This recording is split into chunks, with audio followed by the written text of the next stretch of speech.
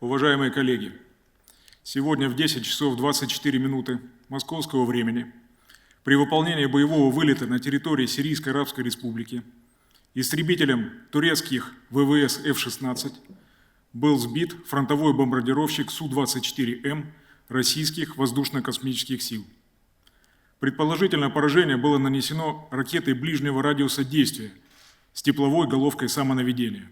Никаких попыток со стороны турецкого самолета связаться или установить визуальный контакт с нашим экипажем средствами объективного контроля не зафиксировано. Попадание ракеты в самолет Су-24М произошло на территории Сирии. Место падения самолета находится на сирийской территории в 4 километрах от границы. Экипаж самолета катапультировался. По предварительным данным, один пилот погиб в воздухе от огня с земли. По точным данным объективного контроля, наш самолет границу с Турцией не пересекал.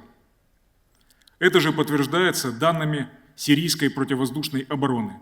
Более того, по данным радиолокационной разведки аэродрома Хмеймим отмечен факт нарушения воздушного пространства Сирии атакующим самолетом военно-воздушных сил Турции.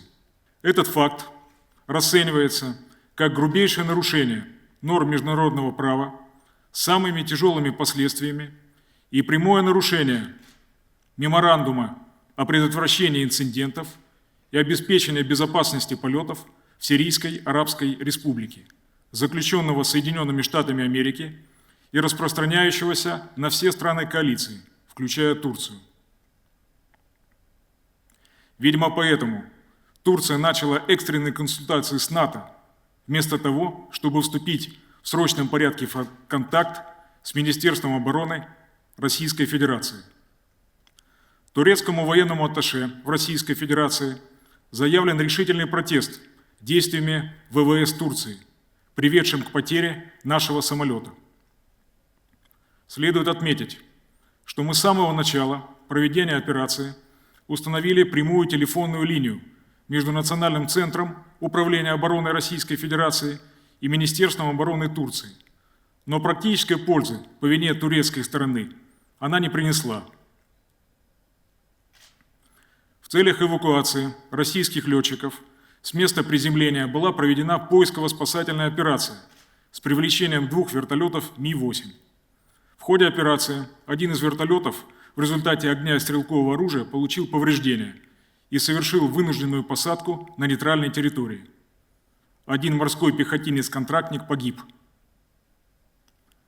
Проведенными действиями личный состав поиско-спасательной группы и экипаж вертолета были эвакуированы и в настоящее время находятся на авиационной базе Хмеймим. С территории подконтрольной бандформированием минометным огнем вертолет был уничтожен. Операция по поиску и спасанию экипажа подбитого российского бомбардировщика продолжается. Хочу подчеркнуть, что в районе действия российской авиации проводится операция сирийских правительственных войск по уничтожению бандформирований, в которых, по нашим данным, сосредоточено более 1000 боевиков, выходцев Северного Кавказа. Обращаю внимание, что никто из наших партнеров и стран, ведущих боевые действия против ИГИЛ, никогда не говорили о том, что в этом районе находятся подразделения так называемой умеренной оппозиции и что они не рекомендуют наносить удары по этому району. Напротив, эти районы известны как территории, контролируемые наиболее радикальными бандформированиями.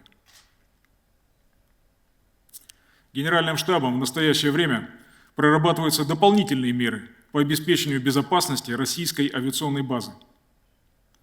Первое. Все действия ударной авиации будут осуществляться только под прикрытием самолетов-истребителей. Второе. Будут приняты меры по усилению противовоздушной обороны. С этой целью крейсер «Москва», оснащенный системой противовоздушной обороны «Форд», аналогичной С-300, займет район в прибрежной части Латакии. Предупреждаем, что все цели, представляющие для нас потенциальную опасность, будут уничтожаться. Третье. Контакты с Турцией по военной линии будут прекращены.